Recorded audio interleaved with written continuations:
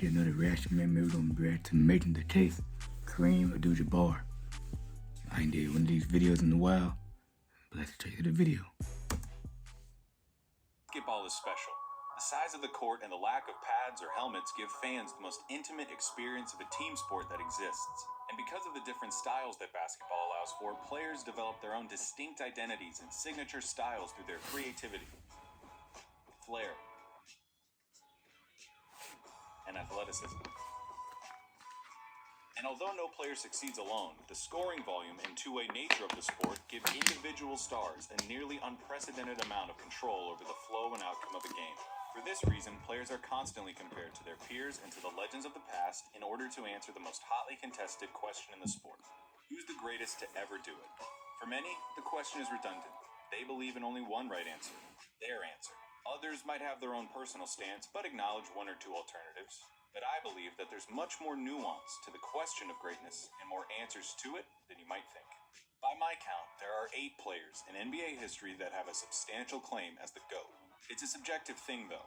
I can't give you a definitive answer. All I can do is make the argument. So today, I'll be making the case for Kareem Abdul-Jabbar as the greatest basketball player of all time. Kareem Abdul-Jabbar.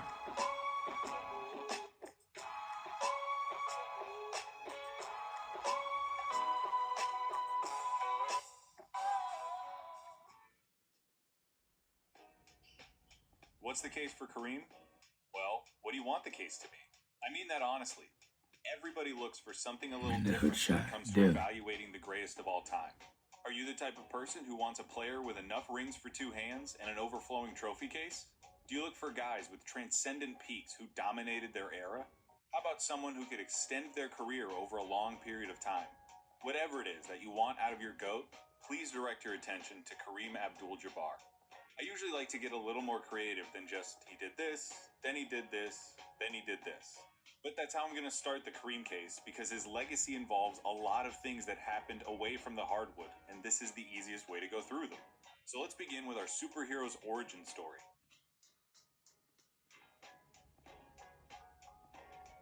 When it comes to our heroes, I think there are usually 2 types of beginnings that we love more than anything. The tale of the underdog who overcame the odds to become a household name, and the prodigy who is deemed the next chosen one and delivers on every ounce of promise. Kareem's story is of the second kind. In high school, Ferdinand Louis Alcindor Jr., Lou Alcindor, drew comparisons to Wilt Chamberlain.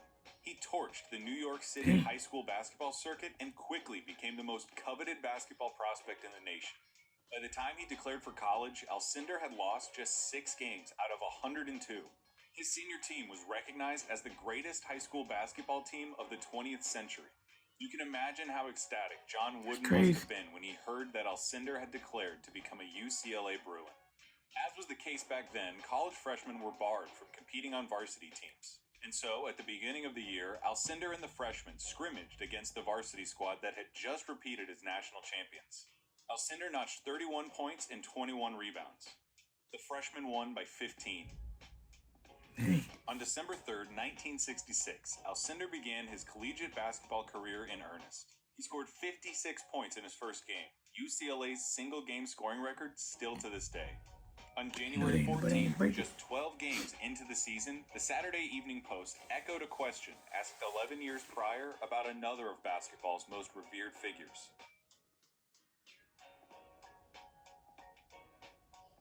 There was a genuine fear that Alcindor was too good, that the sport of basketball would suffer from a lack of compelling parity so long as he played it. The question was well-founded. By the end of the season, Alcindor had led the Bruins to an undefeated record, won the national championship, and claimed every relevant Player of the Year award that existed. Nice. The NCAA had already seen enough. Shortly after UCLA's championship win over Dayton in 1967, college basketball's governing body banned the dunk, a rule that would stand until 1976. And he banned the dunk. While the NCAA gave various explanations as to why they chose to ban the dunk now, most observers knew that the rule was instituted with one person in mind. The rule became known as the Lou Alcindor rule. It took a teenage Lou Alcindor just 30 games to change the way that college basketball was played at a fundamental level for nearly a decade. Something else took place in the summer of 1967 that would shape And Lou these players Alcindor's must be legacy great, just man, as to much ban as and the dunk. man of the The dunk. dunk In rule. June, many professional athletes of color met in Cleveland at Jim Brown's request in order to discuss whether they would support Muhammad Ali's refusal to be drafted into the Vietnam War. Of those who convened at the summit, 4 athletes sat at the foremost table. The NBA's elder statesman, Bill Russell, Ali himself, legendary former NFL running back Jim Brown, and Lou Alcindor. Here were the preeminent figures of their sports, legendary men who had all endured lives of hardship, and next to them sat a 20-year-old, an amateur in solidarity.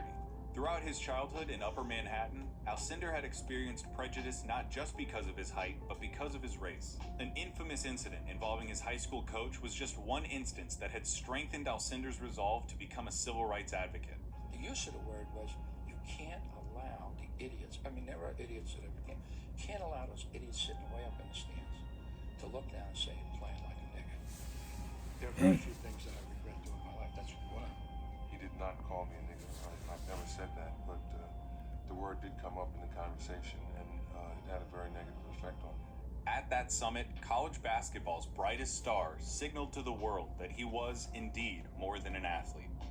His virtuosity as an athlete was never in question, though, as Alcindor's junior season cemented him as the sport's most talented amateur. The team lost just one game en route to another championship and another most outstanding player award for Alcindor. But Alcindor's second championship was greeted with little talk of what a fantastic talent he had proven to be, overshadowed by his attendance at a November meeting during which West Coast athletes met to discuss a potential Olympic boycott. The meeting included Tommy Smith and John Carlos, athletes who ultimately would participate in the Olympics and give us this iconic image.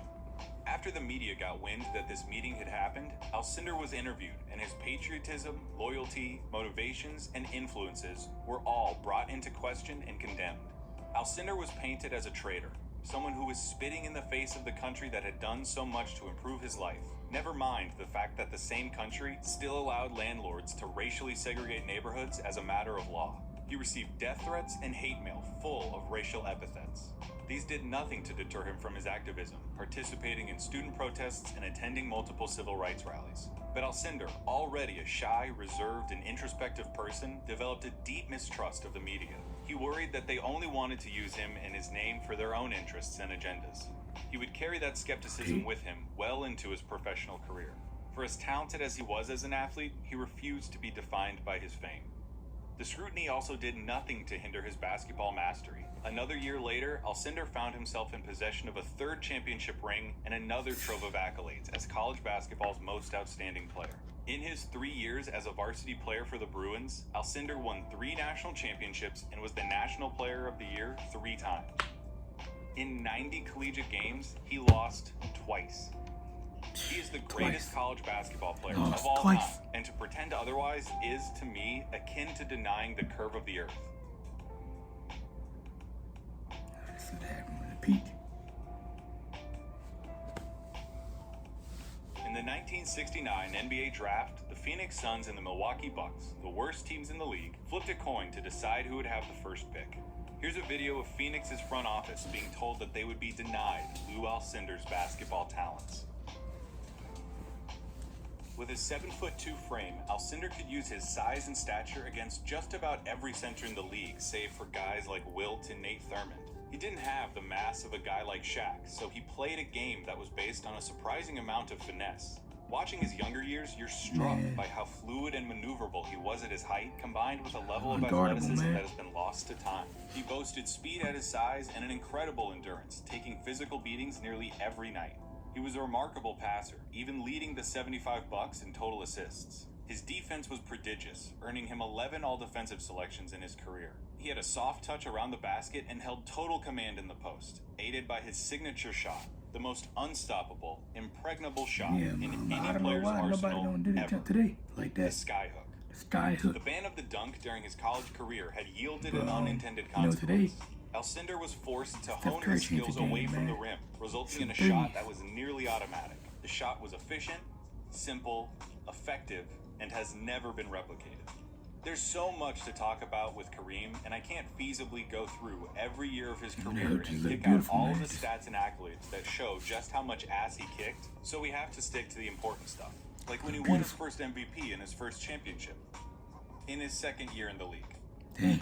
Alcindor and a just past his prime Oscar Robertson went toe-to-toe with Nate Thurmond, Jerry Lucas, Wilt Chamberlain, Jerry West, Elgin Baylor, Gus Johnson, Earl Monroe, and Wes Unseld, all Hall of Famers to win the title. In that entire postseason, against all of those Hall of Famers, the Bucks lost 2 games. Just 2 weeks after his 24th birthday, he won Finals MVP after slapping the Bullets with 27 points and 18 rebounds a game on 60% shooting in a 4-game sweep. Lou Alcindor became a champion before Jerry West did. The day following the championship, Lou Alcindor officially changed his name to Kareem Abdul-Jabbar, having privately converted to Islam during his time at UCLA. Kareem Abdul-Jabbar proceeded to kick so much ass during the 1970s that I'm amazed he didn't break his feet. He was unassailably the league's best player from the moment he stepped onto the court in 1970 through to the very end of the decade. The gap between him and the league's second best player was as expansive as it's ever been for any player. In 10 seasons, from 1971 to 1980, Kareem won 6 Most Valuable Player awards, more than any other player has ever won. For the decade of the 70s, he averaged a 28, 14, and 4 with another 3.5 blocks and 1.2 steals a game on 55% shooting. Aside from his injury-shortened 75 season, he was an All-NBA selection every year and made 8 All-Defensive teams. The only thing missing from his decade-long stranglehold of the sport of basketball was more championships. He came close a couple of times, including a 7-game loss to the Celtics in '74. And guess why he didn't win more rings? You guessed it, he couldn't get a good team around him. But Kareem has a legitimate gripe here. After '72, Oscar's productivity dropped dramatically, and until Magic joined the Lakers in 1980, Kareem never played with an elite guard again. Remember how Kareem led the '75 Bucks in assists? That's a cool stat to throw out there, but it's indicative of the fact that the Bucks lacked playmakers, let alone somebody who could be the second best player on a championship-winning team. Kareem asked to be traded after the '75 season because, as you can imagine, this 7'2", introverted, black, activist Muslim who had grown up in New York City and gone to college in LA didn't exactly feel at home in 1975 Wisconsin. The team obliged in the offseason, sending Kareem to the Lakers in exchange for just about every good player the Lakers had. He had some more outstanding seasons for the Lakers, but again was never able to find a running mate that could help him get back to the top. Whatever. It doesn't change the facts that the conversation about who the best basketball player of the 70s was begins and ends with Kareem Abdul-Jabbar. I know that talking about a peak Kareem kinda seems weird because he's the guy with the goofy goggles and the bald spot and the funny mustache. But don't forget about the guy who could average 34 and 16 for a season and drag his team to 50-plus wins by himself. Don't forget about the guy who won 6 MVPs in 10 years. Don't forget about the guy who Dr. J, among other legends, calls the greatest of all time. So if Kareem kicked so much ass during the 70s, why don't we remember him the way we do with Dr. J? Well, you know how everybody talks about how Larry and Magic saved the NBA when they came into the league? Well, there were a lot of reasons the NBA needed saving. Drugs, the ABA split, tape delaying playoff games, a lack of dynasties. And honestly, because Kareem Abdul-Jabbar was the league's best player. For one, watching Kareem was not fun. He was effective, he was dominant, but he wasn't exciting. He didn't have acrobatic dunks like Michael, show-stopping passes like Magic, or the thunderous power of Shaq. He had the skyhook, reliable and consistent, rarely thrilling, and never marketable. As far as his personality and ability to give the fans something to connect with, I read one word used to describe his attitude towards media and the public more than any other as I researched Kareem. Aloof. Not friendly or forthcoming. Cool and distant. Conspicuously uninvolved and uninterested, typically through distaste. Kareem, jaded from his interactions with the media in college and his encounters with racism, was a notoriously difficult person to interview. He just wasn't interested in being famous. He wasn't interested in being the face of the league. He wanted to be respected, not just as a basketball player, but as a person. Any attempt by fans or the press to get to know him or get something out of him was met with suspicion. Kareem let his celebrity die willingly, even intentionally. And because he was so incomparably good, nobody could supplant him as the best player in the world, and basketball's popularity suffered. Can basketball survive Lou Alcindor? It almost didn't.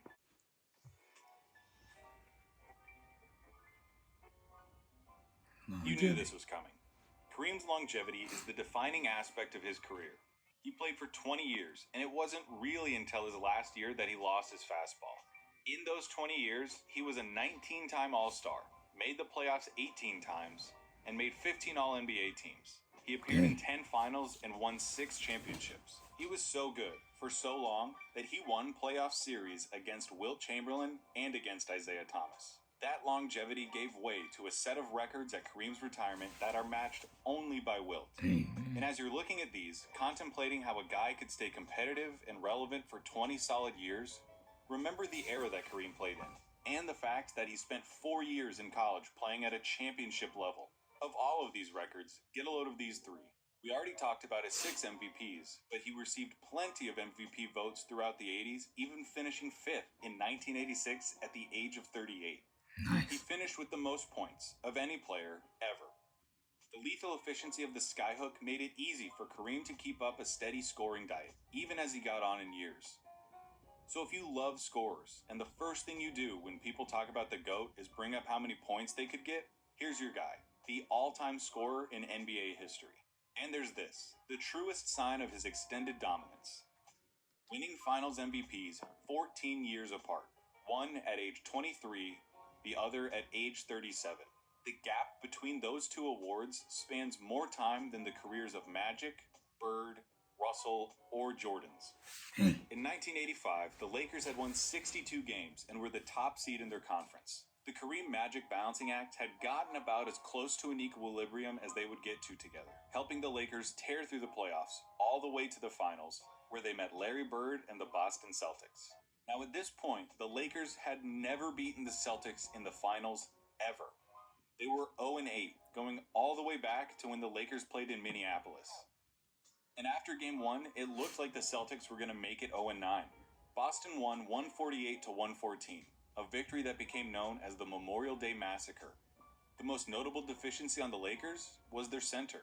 Held to just 12 points and 3 rebounds, Parrish and McHale had run Kareem ragged on the court, gobbling up rebounds, playing physically inside, and having their way with him. Kareem looked expired, the Lakers were embarrassed, and the future of their team was in jeopardy. Pat Riley says, if we hadn't won in 85, I would have probably gotten fired. Because we won in 82, lost in 83, choked in 84, and 85 was the last year of my contract. I had to win.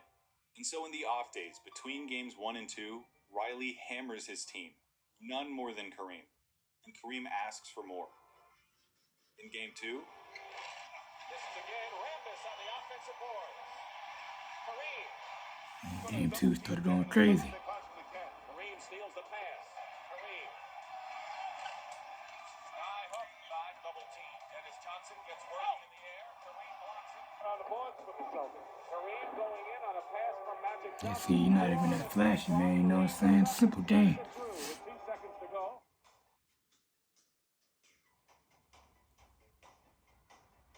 Against Kupchak, blocked by Kareem. In the backcourt, Kareem is back in the game and hits the sky hook. Kareem. 24 for Kareem. It's crazy. Oh, he's fighting Robin back. This series is going to be a ton of fun before it's over. Kareem inside, going strong to the basket at 30 points for Kareem. Lakers are in the penalty. Michael Cooper is open again, and he hits it. I'll tell you, he is playing like a rookie. Watch him come over on this shot to really swat it away. Fantastic. after game 1, Kareem averaged a 28, 10, and 6 at age 37 against the greatest front court in NBA history. The Lakers 1-6. Curse over.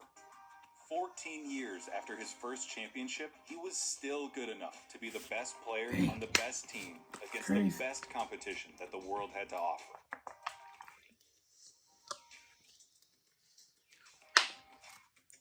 This is where I talk about all the other stuff that doesn't fit neatly into other categories, or they're important but don't deserve a category of their own. First, let's talk about Magic and Kareem, because I feel like that's the elephant in the room right now. Every time someone starts talking about Kareem as the greatest ever, they point out that he has 6 championships. The magic number because it's just as many as Michael Jordan won. Then somebody comes back and says no, he won 5 of them with Magic, and he only has 2 Finals MVPs, so Magic carried him to the other 4. And then that's usually where the conversation ends. But not today, baby. If I'm arguing for Kareem as the greatest player of all time, which I am, I'd point out that when the Lakers won the title in 1980, Kareem was the best player on the team, and I would argue that he had a more impressive final series than Magic did.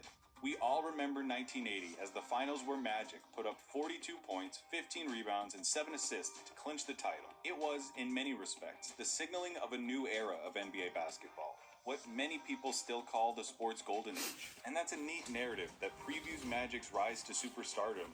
But what? In the first 5 games of the series, Kareem, who would later be named the regular season's MVP, averaged 33 and 14 and blocked 23 shots. In Game 5, with the series tied at 2 apiece, Kareem sprained his ankle halfway through the third quarter. After being helped to the locker room, he hobbled back onto the court, unwilling to let this chance slip away. He proceeded to cap off a 40-point, 15-rebound performance by slamming through the game-winning dunk with just over 30 seconds left. Magic was fantastic throughout the series, and obviously had the big game to win it all, but Kareem was the one who put them in position to win the series in the first place. So why didn't he win it? Gee, I don't know. Who do you think the media wanted to give the award to more? The sullen, quiet center who had just spent the last decade giving them the finger every time they asked a question? Or the charismatic, flashy rookie with the ear-to-ear smile who clinched the series on the road? In '82, Magic started putting up eye-popping stats on the offensive end and had an outstanding final series, but he had yet to take the torch from Kareem.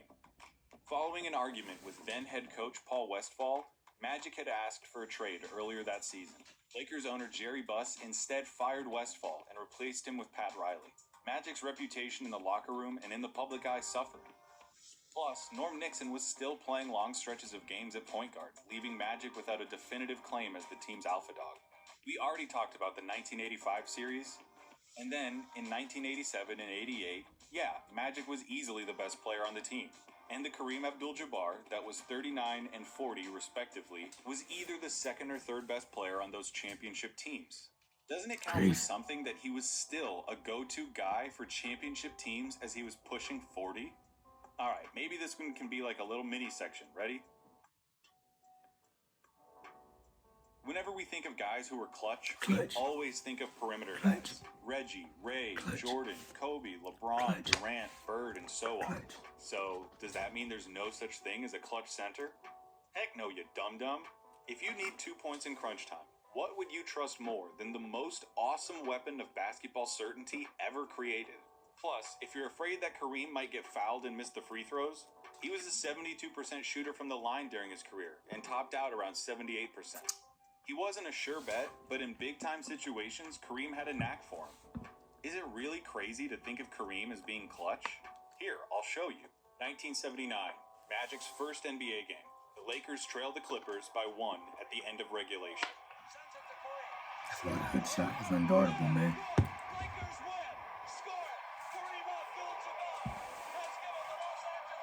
Crazy. 1987 NBA Finals, Game 4.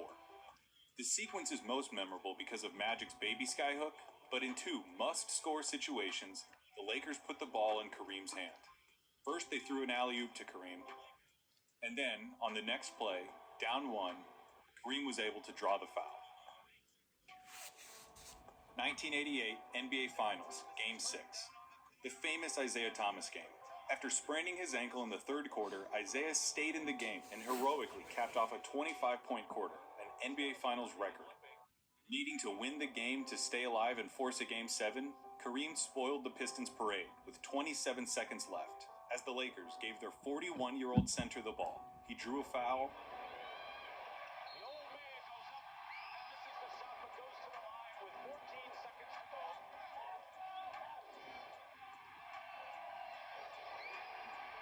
made both free throws, and the Lakers won the game. 1974 NBA Finals, Game 6 against the Celtics.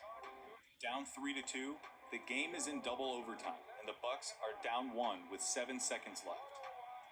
Their season hangs on the next possession. Who else would they go to? Magic's unguardable, man. Kareem with a big pressure shot. Nothing but netting. Boom. center. The NBA has seen its fair share of media-savvy athletes like Magic and LeBron and Michael. There has never been, and there will never be, a 10-hour documentary on Kareem Abdul-Jabbar. Michael Jordan was an infinitely more entertaining player to watch and a more interesting person for the media to interview. But does the fact that Michael Jordan was more exciting or popular mean that he was a better player? Not necessarily. Think of it this way. If you needed to cut an apple, and you saw a guy with a samurai sword throw the apple in the air, do some crazy slashes at the speed of light, and saw the apple come down cut into pieces, you'd be impressed, right? You'd take a picture of it, you'd remember it, you'd probably tell your friends about it. But is that guy and his samurai sword any better at slicing an apple than one of those steel things you keep in your kitchen drawer at home? I mean, is it exciting? Not really. Are you going to tell your friends about it? Probably not. But when it comes to cutting apples, doesn't it get the job done just as well? He was clutch, had the most unstoppable move in NBA history, won 6 championships, 6 MVPs, had 20 years of excellence, and a peak that ranks among the highest ever. Oh, and he's also the most accomplished college basketball player ever. Kareem Abdul-Jabbar enjoyed the greatest career of any player. He succeeded at every level of the sport, to a greater degree than anyone else, and with a level of attention and scrutiny that has few equals in American basketball history. He's the greatest of all time. Just pick a case. Hey there, sports fans. Thank you very much for watching. Alright, man, that's the end of the video, man. Make sure y'all like, don't subscribe, turn on post notifications, and I'm out.